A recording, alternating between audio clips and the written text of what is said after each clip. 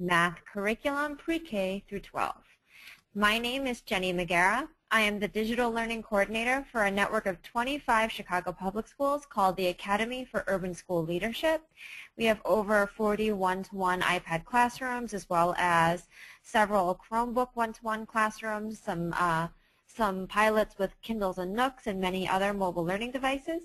And you can find me on Twitter at Miss McGraw. I'm happy to chat with any and all of you via Twitter and also through my blog, which you can find by searching on my Twitter handle profile. With me today, I have a special guest, Lindsay Rose. Lindsay, can you introduce yourself? Hi, I am Lindsay Rose. I'm a 5th grade math teacher at Bradwell School of Excellence, which is on the south side of Chicago. And you can reach me at lindsay.robinson@gmail.com. Thank you, everyone, for joining us. We're going to share our contact information again at the end of this webinar in case you didn't get it. And also, if you have any questions, feel free to put them into the question section of your webinar box. We'd be happy to answer them throughout. So we're going to go ahead and get started. So today, as I said, we're talking about my favorite topic, which is math. Before becoming the Digital Learning Coordinator at AUSL, I was an intermediate math teacher just like Lindsay. In fact, I worked and taught with Lindsay. And so that's where my heart is. So I'm very excited about today's topic. So let's take a look at this first problem. 4 times 3 equals 12. And 12 is in red and circled because as math teachers, that's often what we look at. We say, is the answer right or wrong, and we move on. However, as we're thinking about not only Common Core state standards, but as far as preparing our students to become mathematicians and not just problem solvers, or not problem solvers, but just finding answers, we want them to be problem solvers, we're looking not only at the question, but at the pathway it took them to get to the answer. So thinking about 12, how did they get 12? Was it they used an array to figure out, 3 rows and 4 columns? Did they use manipulatives? Or might they have looked at a multiplication chart like this? Or did they simply memorize it? So how is it that they know that 4 times 3 equals 12? Because that's more important than them getting the right answer. Which takes us to the Common Core state standards for mathematical practice. This is one of the main reasons that the Common Core state standards are different than the original state standards that many states were using, many of which were based on the NCTM, the National Council for Teachers in Mathematics standards from the late 80s. While the NCTM standards did have some process standards, the new CCSS SMPs, or Standards for Mathematical Practice, have 8 discrete goals for students to think more deeply, rigorously, and in a more problem-solving way about their mathematics.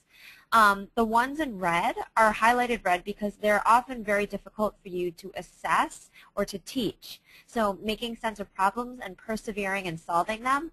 How do you assess kids in doing that? How do you teach that? Constructing viable arguments and critiquing the reasoning of others, and modeling with mathematics, which is often misunderstood.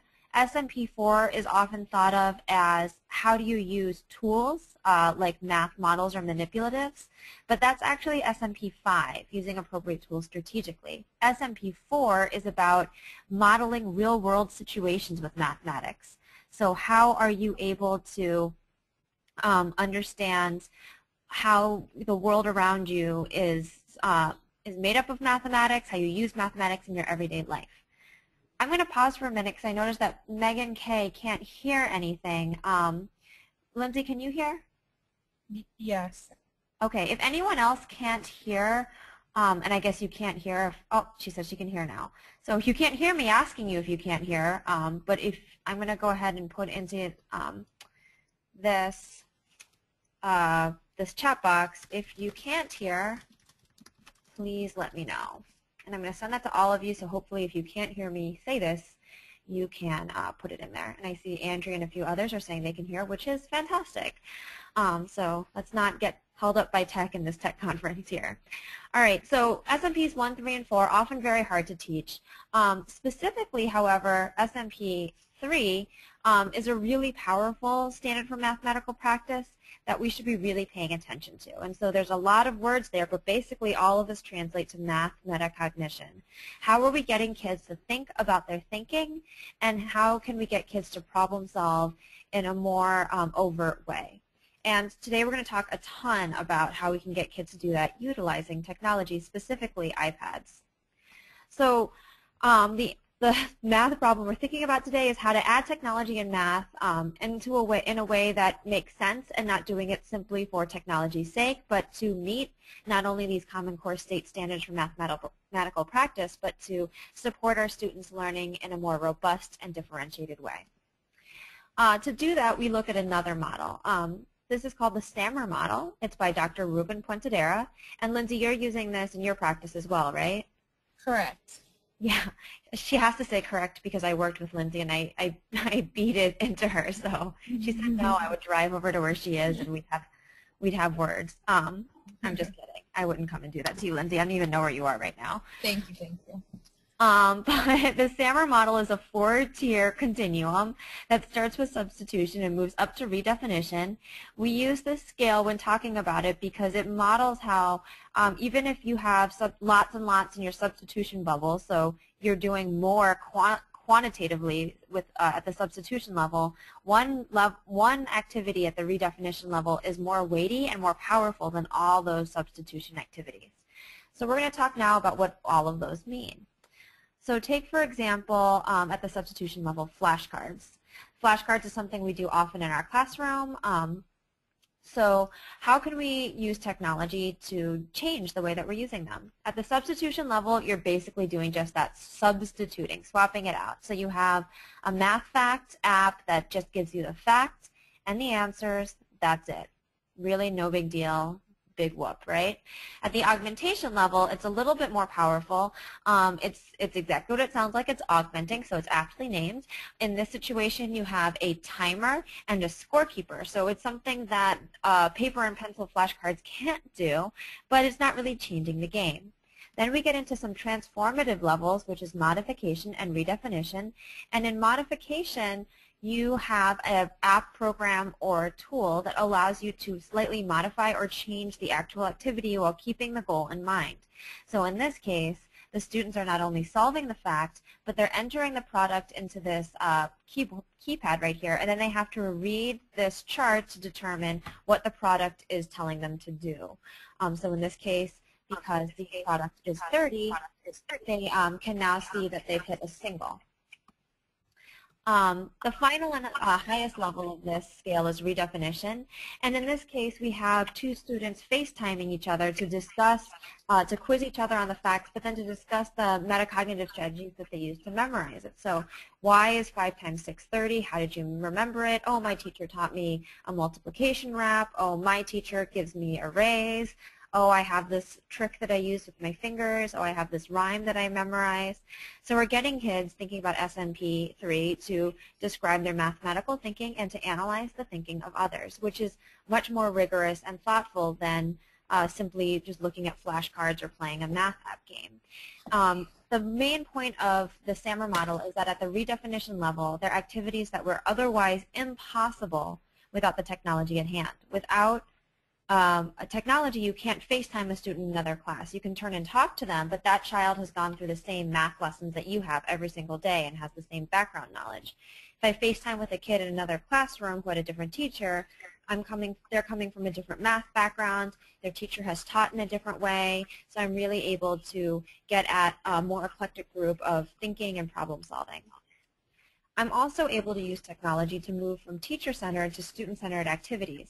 So your classrooms are become driven more by the students, and the students are doing more of the work than the teacher, which follows from a book that I love to refer to, which is Never Work Harder Than Your Students, which is a great piece of advice that I was given early in my career and always try and remember when coaching other teachers.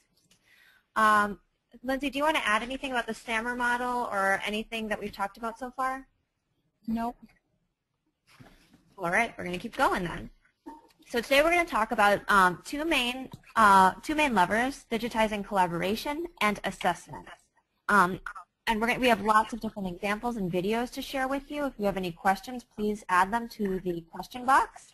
But we want to start off by talking about Apple TV. Now, Lindsay, you have an Apple TV in your classroom, correct? Yes. I'm going to show a video of it real quick and describe it, but after that I'd love it if you could share some of the ways that you use it. and why you would not want to live without it. All right. So here's an example of, this is my classroom from last year. You can see my students working on their iPads, and what they were doing here is they were working on the volume of polyhedra, I think specifically rectangular prisms. And you can see her here, Destiny, showing her work, and it took just 1 or 2 taps on her screen, and it's immediately streamed to this display. Now, that is a Promethean board, but you don't need a Promethean board to use an Apple TV, nor do you need an actual TV. An Apple TV is simply a little box the size of a hockey puck, and it's just a router, basically. What it does is it takes the data, both visual and audio, from your iPad, iPod Touch, iPhone, or laptop, or even Mac desktop, and it streams it to a projection system with HDMI input. So either an HDMI television, a projector with HDMI input, or any other HDMI display that you have. And it wirelessly streams all of that to the screen, so you can see immediately with no wires. Any of my kids can show their work. So you saw Johnny went whoosh with his arm because he thinks it's magic, and he's showing all his work and how he highlighted the bases and how he labeled all of his answers. So in this way, I'm able to have more kids in my class share than an overhead or an Elmo would allow me to, but the kids are able to describe each other's thinking. So Johnny just showed his work, but I have a third student, I believe in this day it was Trinity, was narrating what she thought Johnny's thought process was as she's looking at his work. So other kids are analyzing each other's mathematical thinking. Lindsay, how are you using the Apple TV, and how do you find it useful? Yeah, pretty much the same way that you showed us in your classroom, and it's been so powerful for me. Sometimes I prompt a student, like, take over the screen to show your work, and then other students, we all talk about what we think that student did, but it's also really powerful when a student says, can I please take the screen? They want to show their work, or they're not sure how to articulate what they did, so they ask that they can show their work on the screen so that we can all talk about it. So the ease of doing that is so powerful with the Apple TV, so it's like instantly we can have conversations about lots of different students' work. So I really couldn't live without it. I know. I have so many teachers who work in schools like yours, Lindsay, who some have an Apple TV and some don't, and it's really, it ends up feeling like the have and the have-nots. Until they had one, no one was complaining, and then all of a sudden when they saw how powerful it was, everyone thought like, oh my God, how come I don't have one? How can I live without it? So right. It's only $99. It's not a very expensive tool. What I would say as a caution is it's a little bit finicky with wireless networks. So if your school is operating on an enterprise network, you might want to check, maybe just buy one to see if it works.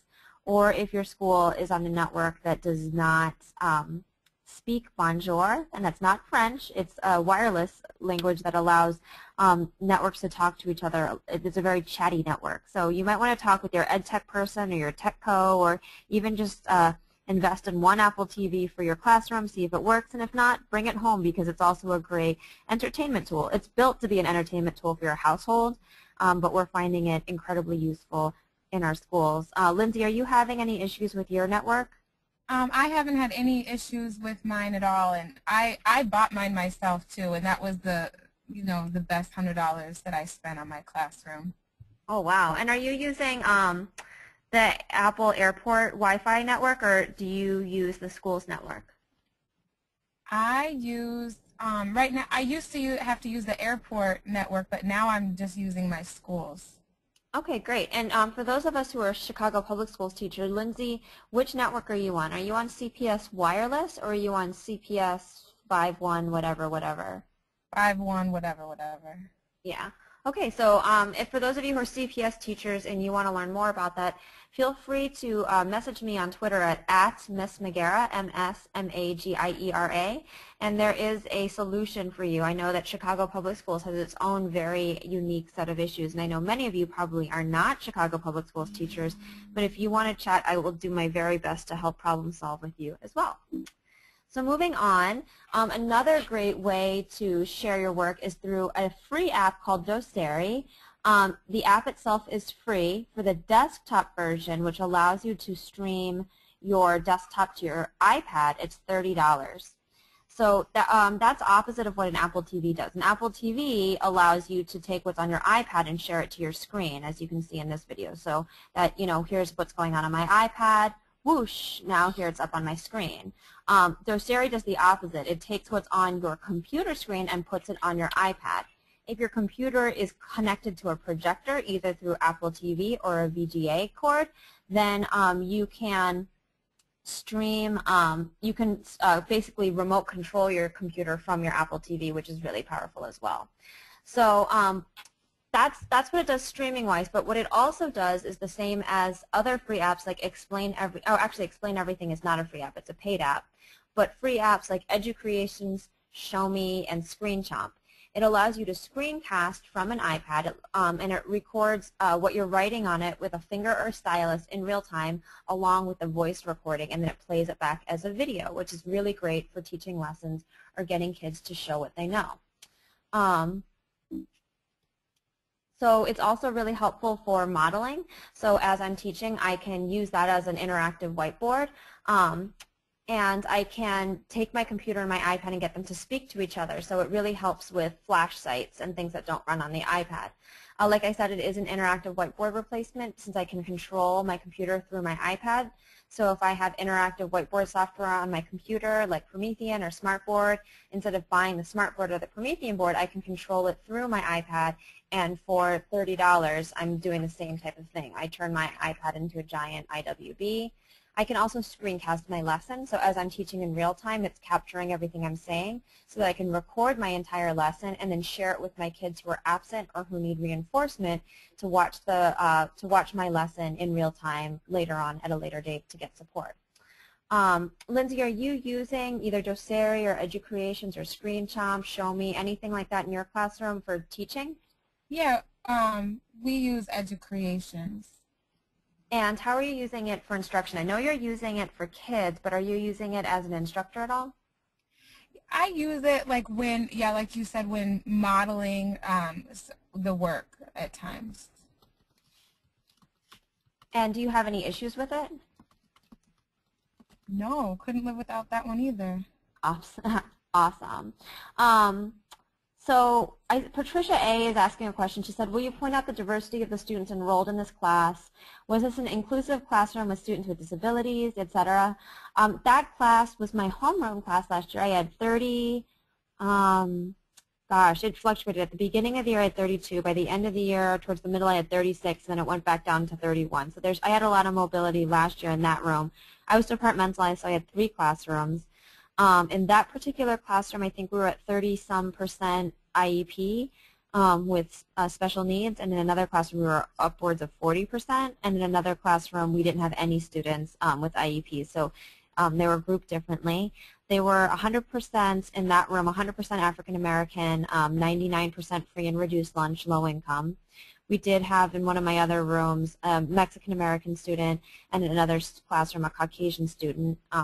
But still high levels, high 90s of free reduced lunch in all 3 classrooms and throughout our school. So yes, we had lots of children with disability, lots of children with at all levels of the learning continuum. So some who were quite, I don't usually like to use the word gifted, but quite gifted in their abilities, and some students who needed some more scaffolding, who were challenged. Lindsay, can you describe your classroom as well? Yeah, I teach 3 sections of math.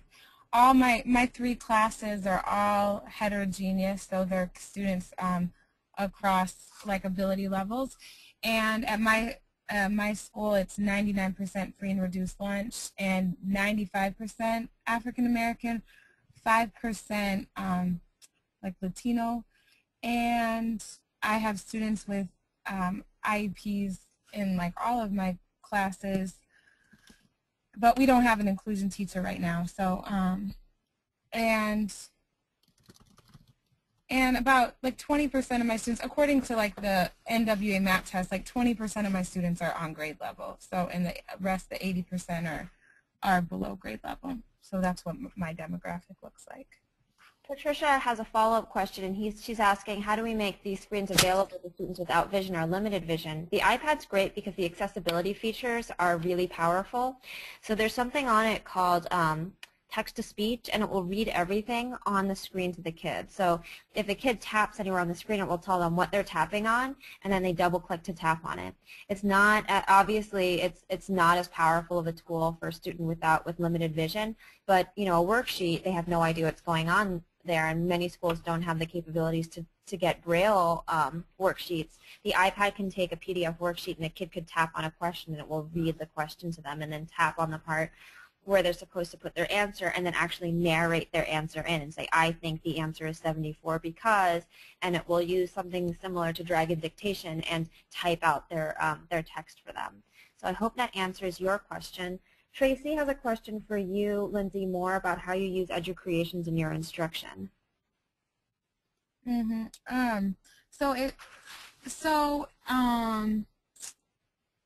Mostly just like instead of having to use the whiteboard to model how to solve a problem, it just creates like the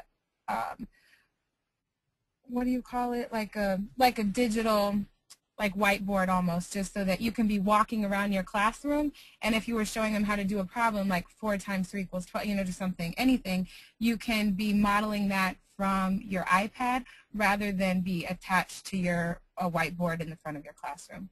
And that's really powerful, especially with a lot of our kids who need teacher proximity, and you know, it eliminates the quote-unquote back of the room because you're constantly moving. The kids can get things streamed to their iPads, so everyone feels a little bit more engaged.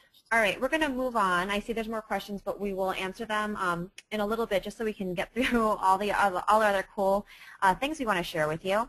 The next thing is augmented reality, and this is taking a while to catch on in the world, but I really like it because it's a great way to get into that authentic math and put the math really around you. For those of you who don't know about augmented reality, check out this free app, Erasma. Erasma you can download for your iOS device, and I'm not sure if it's available on Android, but you can go ahead and check to see if it's in the Google Play Store. And it's called Erasma because of auras. And think about like an aura you hear, like an angel has an aura around her. She has an aura of this or that. So that's what it's named after. And what it does is you take a picture of something in the real world. So on the left you see a picture of the book Gladiator, and on the right you see a picture of a teen magazine, and you can embed digital media creation. So as somebody's looking at that object at a later date and time through their device, those auras will automatically pop up. So for example, let's say I'm walking through Times Square in New York City and I want to find a great place to have dinner. And some people might argue that there are no great places to have dinner in Times Square, so that might be a bad example, but let's just go with it. And I'm like, gosh, there's so many restaurants here, which ones look good? You could go on Yelp, but that might seem, it might be hard to figure out where it is. Or I could open up Erasma on my iPad, hold it up, and look through my iPad video screen up and down the street, and little auras will pop up that will tell me which restaurants have reviews, which ones are good. Like the stars will actually pop up over the restaurant in 3D. Some restaurants might pop up with a little video that I could tap to watch about it. So whatever embedded media that other Erasma users have been using can pop up. So here's another example of someone's out on the street. They are looking at the street and somebody put a dinosaur randomly in front of that door. So what's really great about that is our kids will take pictures of objects in the classroom, a bookshelf, a cylindrical garbage can, and find the surface area of that garbage can or the volume of it, or take a picture of a seat and then of their classmate's seat and do a quick data graph about their attendance. And then they can take either an educreation video that they've created or a Keynote or a PowerPoint that they've created on the iPad and embed that, so when you are looking through the room through Erasma, you can see all the embedded mathematical digital products kids have done about the items in the classroom. So it makes the classroom into a living math bulletin board of sorts. Lindsay, have you done anything with augmented reality? I'm not sure if you've had a chance yet. No, I just downloaded the app from the Google Play Store though. Can you imagine any ways you might use it in your classroom with your 5th graders? Not yet. I'm going to have to experiment here, but this is interesting. Yeah, so it's a little bit to wrap your mind around. So if that seemed a little bit too like, whoa, my mind's blown in a not good way, a way to scaffold down from that is QR codes. And QR codes are like Erasmus, only instead of just using a video and it pops up automatically, you just put this barcode on an object and scan it, and the same thing would happen. So here we have a picture. We have the lamp. We QR coded the lamp. Maverick here is scanning the QR code, and something's going to pop up about the lamp and some sort of math problem the child did with that lamp. And all throughout my classroom last year, there were QR codes all over the place, and not only during parent-teacher night or math open house, but throughout the year as visitors came in, or even classmates during inside recess or whatever, they were able to QR code scan different things in the classroom and see each other's student work, which was really cool and a great way to share digital work, since when you have lots of digital creations, it's really hard to show it on a bulletin board. Well, this makes student work a little bit more transparent. Do you do anything with QR codes, Lindsay? Nope, haven't done that either. All right, so she's getting some things to add to her someday to figure out lists too. So the next thing I want to chat about is Edmodo, and for those of you who haven't used Edmodo, it is an online learning management system. What that is it's an environment or platform that allows you to not only share assignments with kids, but also have them interact with you and each other. Has gradebook, calendaring, everything. What we really use it for, though, are silent discussions where kids can discuss their math metacognition with one another in a chat room-like environment. So I might give them a problem like this one, and then they're going to chat about it and discuss how they can solve it and actually solve it together. What I really like over Edmodo recently, though, is Schoology, and it's a competitor to Edmodo. It's also free, and this is another learning management system, but this one has a little bit better of a discussion platform. So in Schoology, the discussion you can see is threaded. So if Miracle says something, then people can reply to her. But what also is nice about Schoology over Edmodo is you can embed media into the discussion. So let's say Maverick is let's say he just is not great at writing, or let's even say that he is a visually impaired student and can't see the keyboard. He can record a video or take a picture and respond to somebody with a video or picture, and kids can respond to him with video or picture through an iPad. But however, this also works on any other device, so iPhones, Android phones, laptops, desktops, anything with an internet connection it will work really well with. These tabs on the side allow you to grade student comments if you want to make it a gradable discussion. At the top, you can see it also allows you to filter by user. So I can see how many times each student participated in the conversation. And then if I click on their name, it highlights where in the conversation they said something, so I can easily see their participation. Another way to use to talk about math metacognition and have kids collaborate is Today's Meet. Lindsay, can you share a little bit about Today's Meet and tell us why you're using this over Schoology and Edmodo right now?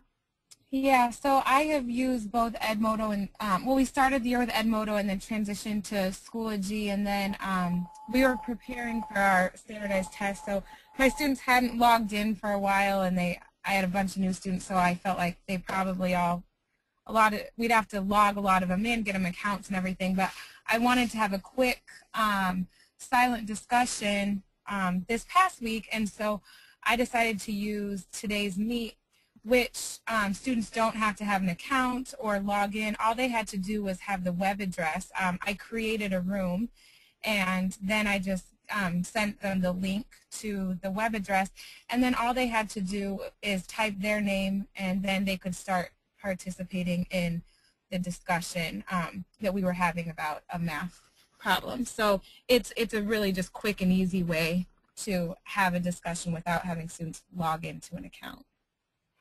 Great. So for those of you who want to try it out, go ahead to todaysmeet.com/mh for McGraw-Hill Math Meta.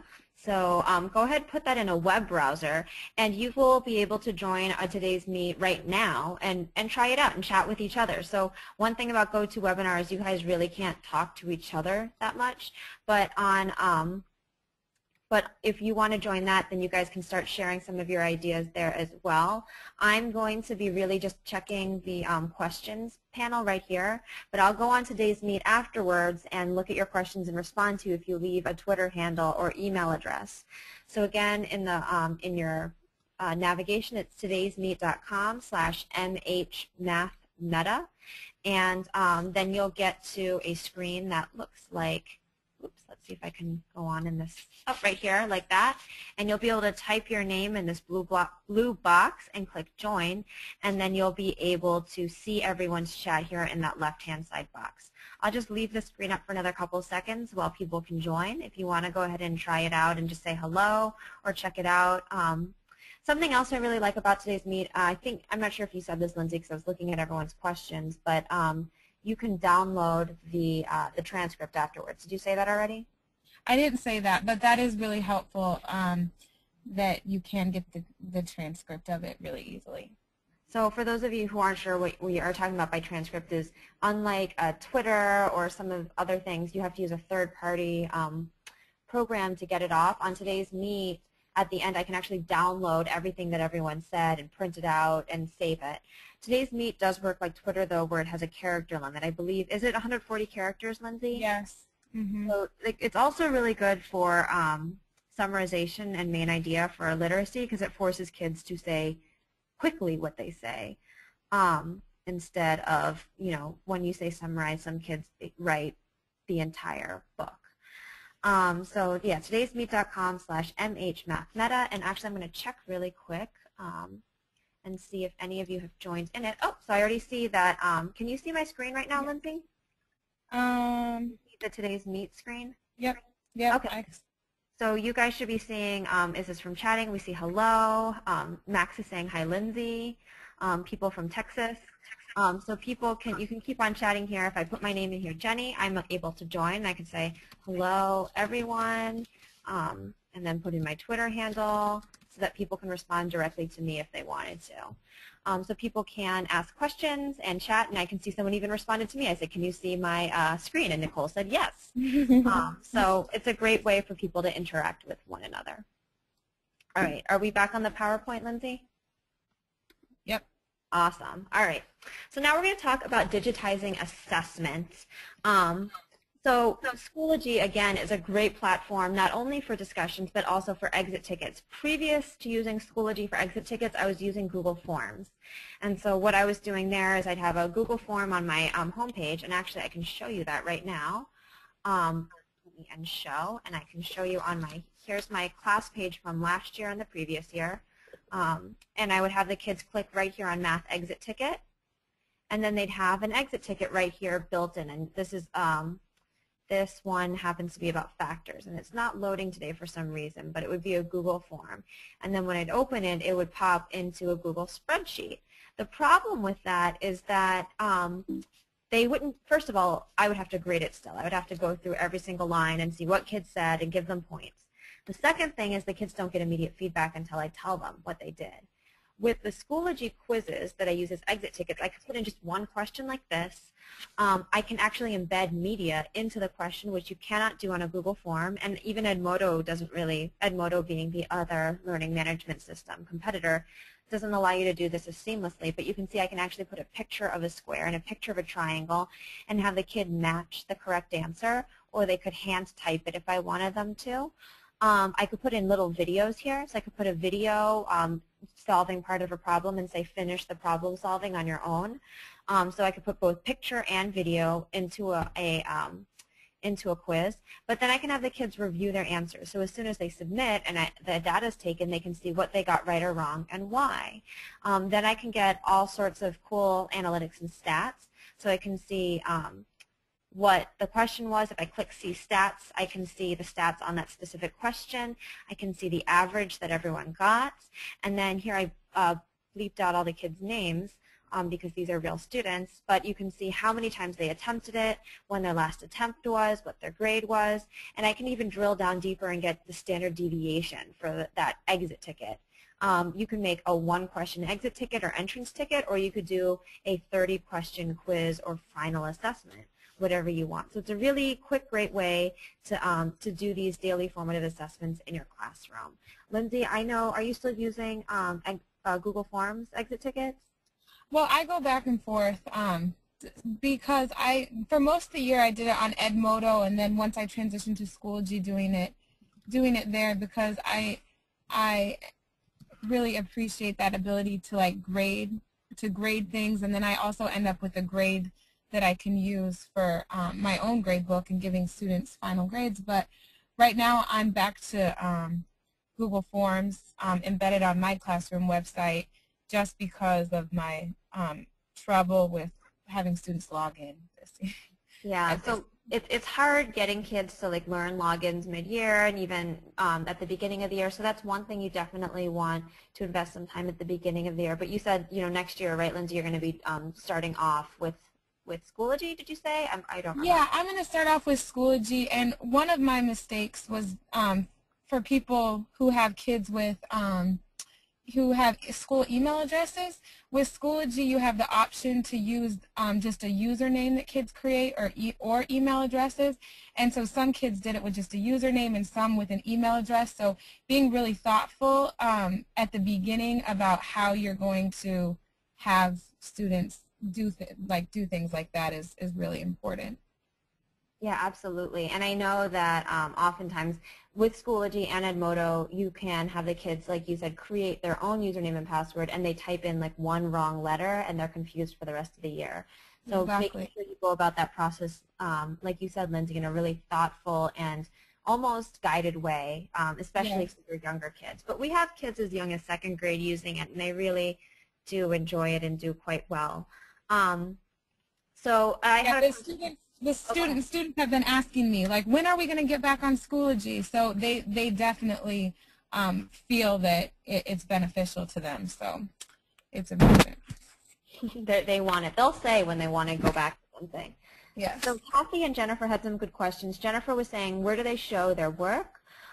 When you're creating the Schoology quiz, let me go back, you can see here I chose a matching, but you can do multiple choice, short answer, essay, question, many different option choices. So I might have a follow-up question. This is explain your thinking for number one, or how did you choose that, where they can type out their math metacognition, almost like a mini extended response. And Kathy was asking, can you say again what the tool is? And that's Schoology. So this tool that I'm going through right now is Schoology, and here's the symbol right here. It's Schoology.com, and it's a free learning management platform that you can sign up for right now if you want to, and it allows you to create quizzes. And they call it a quiz, but you can use it like an exit ticket because you can just put in 1 or 2 quick questions instead of a full quiz. So I hope that answers those questions. Another great app that you can use is Toontastic. And actually, to review, sorry, Schoology is a web-based platform. It can work on any internet-enabled device, computers, laptops, phones, iPads, Android tablets. However, it also has an Android and an iOS app that works great. So for an iPad, iPhone, Android, tablet, or phone, download the app. If you're working on a computer, just use it off the web. Okay, Toontastic is another great app. A lot of people see Toontastic and they think, oh, it's a literacy app because right here we see a story arc, right? However, if you think about math problems, math story problems, their math around you, or your life is a story. So instead of having kids just think about this like once upon a time there was a baby unicorn, it grew up and fought a dragon, it won, the end, have them think about math stories in their lives. So here is an example of a math story from one of my students that her homework was go home and find a math story. Her due now the next day was come in and animate it through Toontastic. Oops, would help if I hit play. Hi, Mom. Can you take me to the store? No, you can go by yourself. I'm going to just give you some money. Okay. Bye. Oh, man, what am I going to do?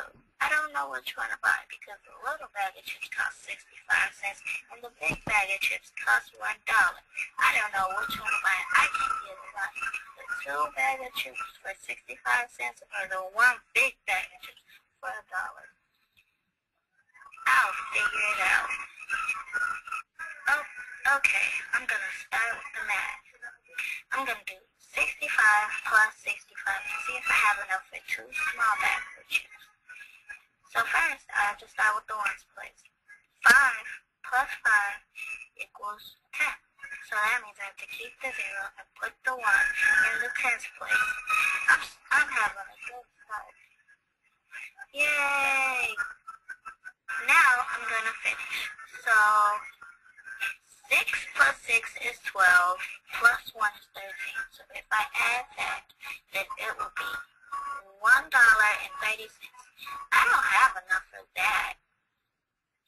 So that means I'm going to have to get the big bag of chips for $1. Excuse me, sir. Can I buy this bag of chips? Sure. That'll be $1. Thank you. I'm glad I picked the right choice.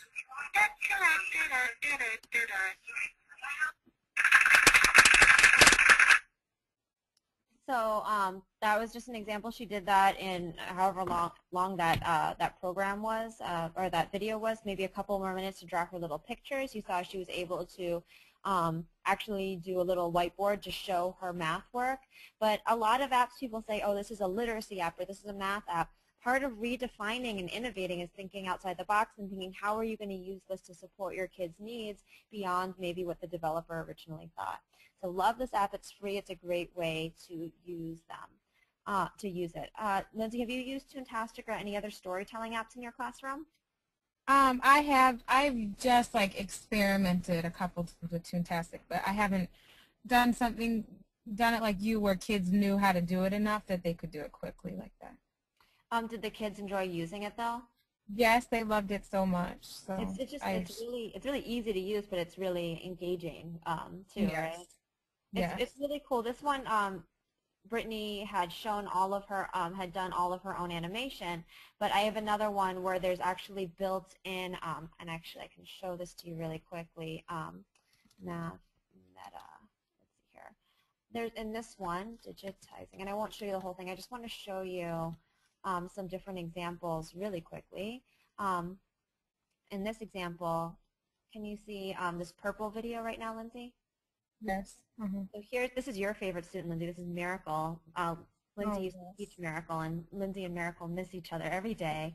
But in this example, you see she has drawn this picture here. This is supposed to be her mom, but there's some built-in characters in the platform. So she wanted to be the princess, and here's her stuffed octopus toy. So you can see that she has different characters in this video. So the kids can choose to draw their own or to use the stock characters, because some kids don't like to draw. They just want to show their work and almost use a puppet. So there are little puppets and their arms move and they can walk around and everything else. It's really cool. So that's Toontastic. Let's go back here. So we can also use apps like this to screencast math metacognition and to have kids explain their math thinking. I'm going to skip over this next example for right now just because we're running low on time and I have another example later. But this example was done with EduCreations, which is a free screencasting app. But we'll go and show you another one in a little bit. EduCreations was the one that I said was similar to doceri.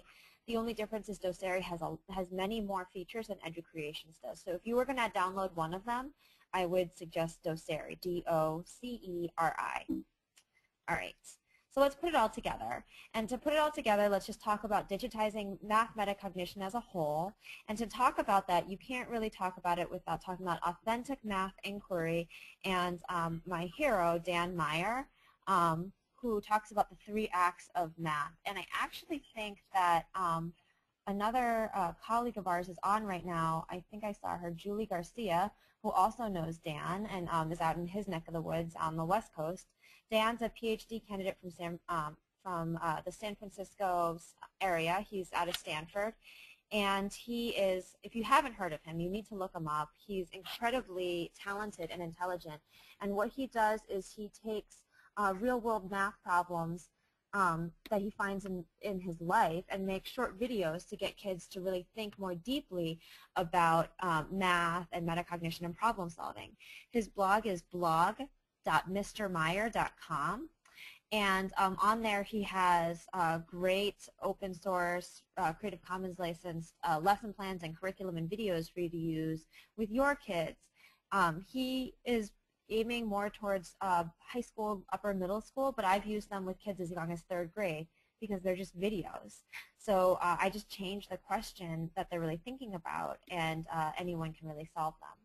So in his videos, he gives them a quick, maybe 1-2 minute situation and has the kids come up with their own question. What do you think?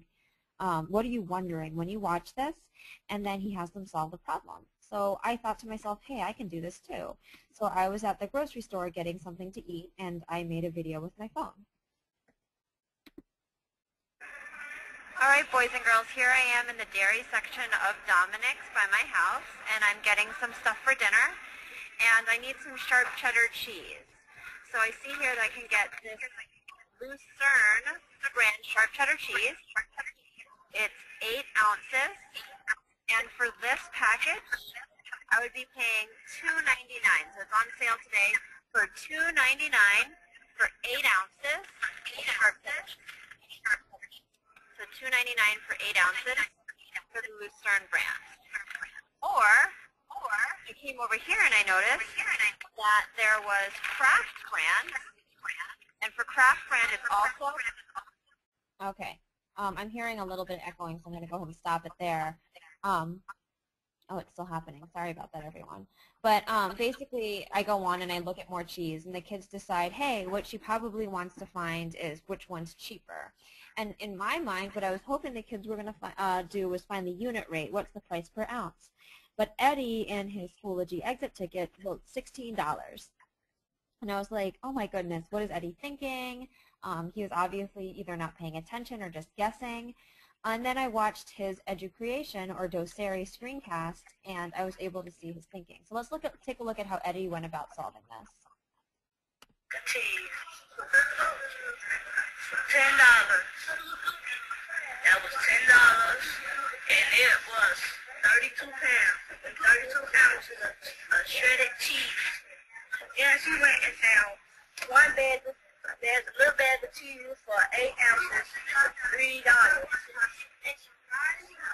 this was $10. So I did 32 divided by 8. So she tried to find which one she would have more cheese to save less on. So I did 32 divided by 4, it was 8. So 4 is my answer. But I'm guessing that was what I remember. 8 times 5 is 40. So then I noticed that, so I did 4 times each 8 ounces. So both of these equal 32 ounces. All this 32 ounces. And one of these 32 ounces. So then I did 4 times 3. Then 4 times 4. And it was 4 times 4, and it was 16. All right, so what hopefully you saw there was not only did Eddie really understand what he was doing, he solved it in a really thoughtful way. So let's take a look at his work here. First of all, oops, I'm not doing so well with this video here. Let me go back.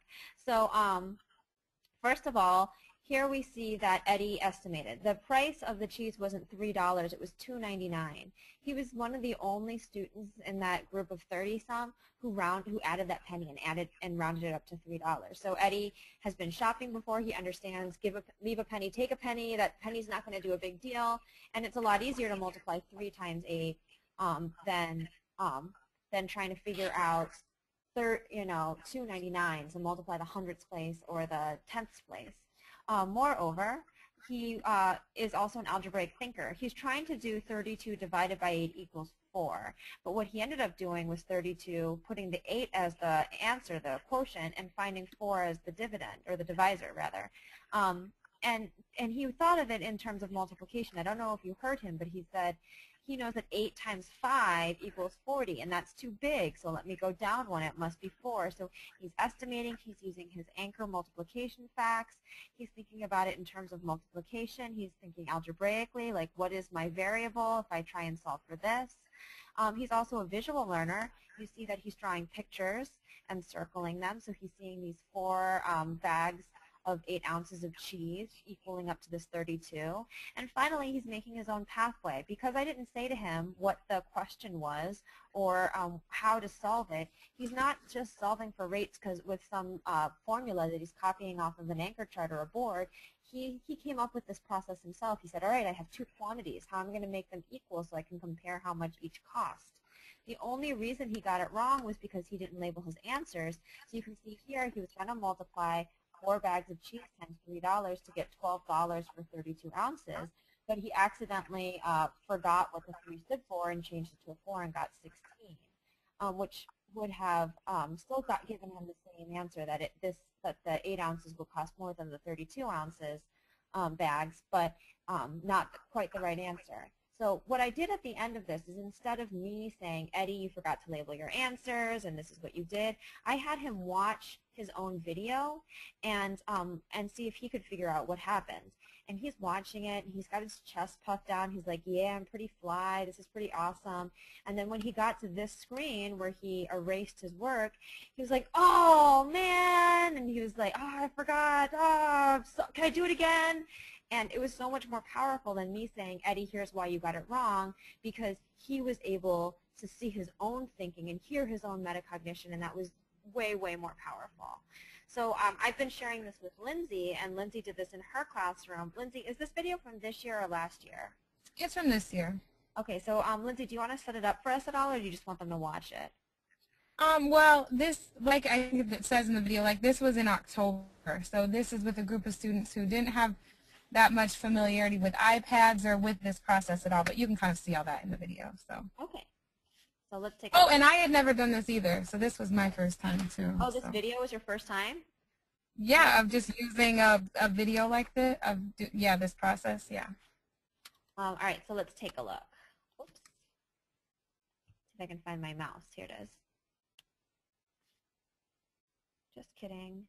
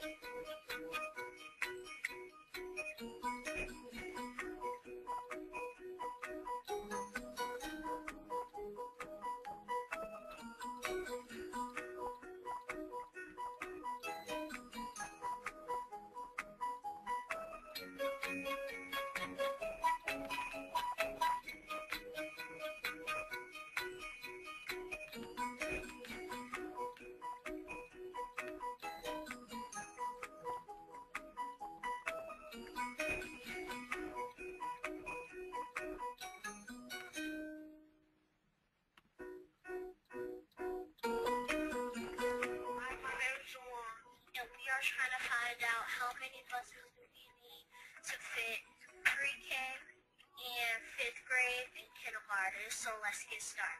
So first, we already know that we already equals 182.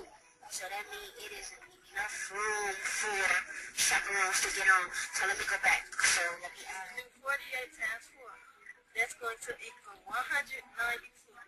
And we're going to need 4 buses, so that's our answer.